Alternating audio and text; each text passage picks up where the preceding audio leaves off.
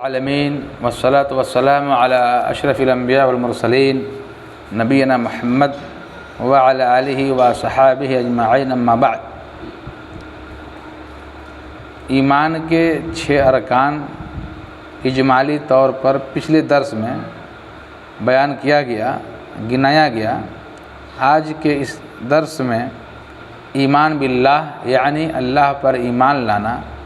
جو ارکان ایمان میں سے پہلا رکن ہے، اس سے متعلق کچھ تفصیلی بات ہوگی انشاءاللہ۔ اللہ سبحانہ و تعالیٰ کے موجود ہونے پر ایمان لانا، اور یہ 4 دلیلوں سے ثابت ہے۔ یعنی اللہ پر ایمان لانا جو پہلا رکن ہے، اس سے مندرجہ ذیل چیزیں لازم آتی ہیں۔ نمبر 1، اللہ سبحانہ و تعالیٰ کے موجود ہونے پر ایمان لانا کہ اللہ تعالیٰ موجود ہے، اس میں کوئی شک نہیں، کوئی شبہ نہیں، اور یہ 4 دلیلوں سے ثابت ہے، عقل سے، حس سے، فطرت سے، شریعت سے۔ اللہ تعالیٰ موجود ہے، عقل سے کیسے ثابت کریں گے؟ وہ اس طرح سے کہ عقل بغیر خالق کے مخلوق کے وجود کا تصور کرے، چنانچہ یہ ناممکن ہے کہ عقل بغیر خالق کے مخلوق کے وجود کا تصور کرے، یعنی مخلوق کا ہونا خالق کے ہونے کی دلیل ہے۔ عقل یہی کہتی ہے اگر کوئی مخلوق ہے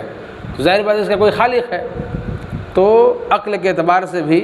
یہ بات ثابت ہو گئی کہ یہ جو دنیا میں مخلوقات ہیں ان کا کوئی نہ کوئی خالق ہے، اور وہ اللہ رب العالمین کی ذات ہے۔ اس پر ایمان لانا ایمان کا پہلا رکن ہے۔ اللہ نے فرمایا ام خلقوا من غیر شیء ام هم الخالقون، کیا یہ بغیر کسی پیدا کرنے والے کے خود بخود پیدا ہو گئے یا یہ خود پیدا کرنے والے ہیں؟ اسی طرح سے یہ بھی لازم آتی ہیں کہ اللہ سبحانہ و تعالیٰ کے رب ہونے پر ایمان لانا، اللہ تعالیٰ کے رب ہونے پر کہ وہ ہمارا رب ہے، ایمان لانا۔ تو حس سے کیسے ثابت کریں گے؟ حس سے کیسے ثابت کریں گے؟ وہ اس طرح سے کہ جب تم کسی پریشانی اور تنگی میں ہوتے ہو تو اپنے ہاتھ کو آسمان کی جانب اٹھاتے ہو۔ انسان کسی پریشانی اور مصیبت میں ہوتا ہے تو اللہ کی طرف، اوپر آسمان کی طرف ہاتھ اٹھاتے ہیں۔ ابھی جیسے دھوپ اور گرمی کا موسم ہے، بارش نہیں ہو رہی ہے، لوگ پریشان ہیں، تو لوگ اپنے تئیں انفرادی طور پہ، اجتماعی طور پہ جو دعائیں کرتے ہیں بارش کے لیے، تو آٹومیٹک جو ہے نا ہاتھ اس طرح اوپر کی طرف اٹھاتے ہیں اور کہتے ہیں اے میرے رب تو پھر تم دیکھتے ہو کہ وہ پریشانی اللہ کے حکم سے ختم ہو گئی۔ اے میرے رب، انسان کہتا ہے ربی ربنا، جب کہا جاتا ہے تو تم دیکھتے ہو کہ وہ پریشانی اللہ کے حکم سے ختم ہو گئی۔ اسی طرح سے فطرت سے بھی اللہ کے موجود ہونے کو ثابت کریں گے، وہ اس طرح سے کہ اللہ کے نبی صلی اللہ علیہ وسلم نے فرمایا کل مولود یولد علی الفطرۃ فابواہ یحودانہ او ینصرانہ او یمجسانہ، یعنی ہر نو مولود بچہ فطرت اسلام پر پیدا ہوتا ہے،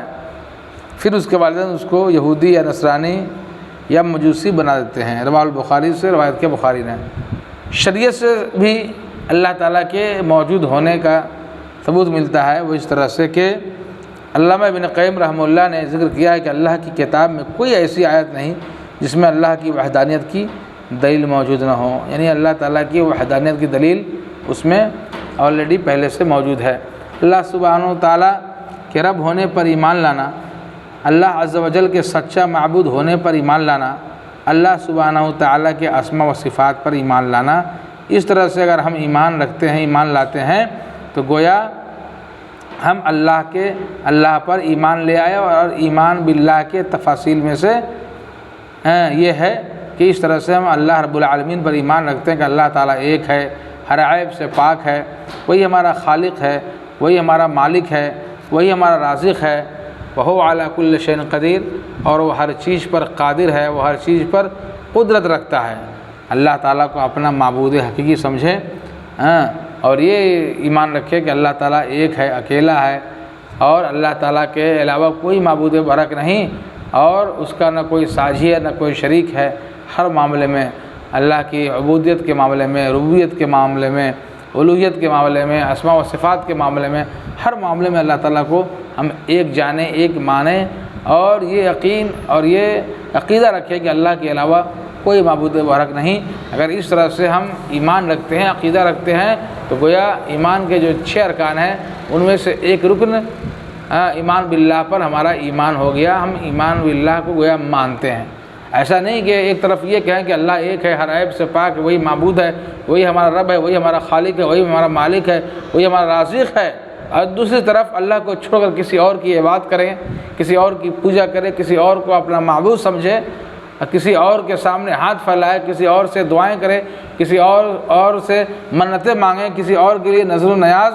کرے، کسی اور کے لیے قربانی پیش کرے، تو یہ گویا کہ ایمان باللہ نہیں ہوا، اللہ پر ہمارا ایمان پختہ نہیں ہے۔ ہم دکھاوے کے لیے ایک طرف اللہ پر ایمان لانے کا دعویٰ کرتے ہیں، اللہ کو اپنا معبود مانتے ہیں، اسی کو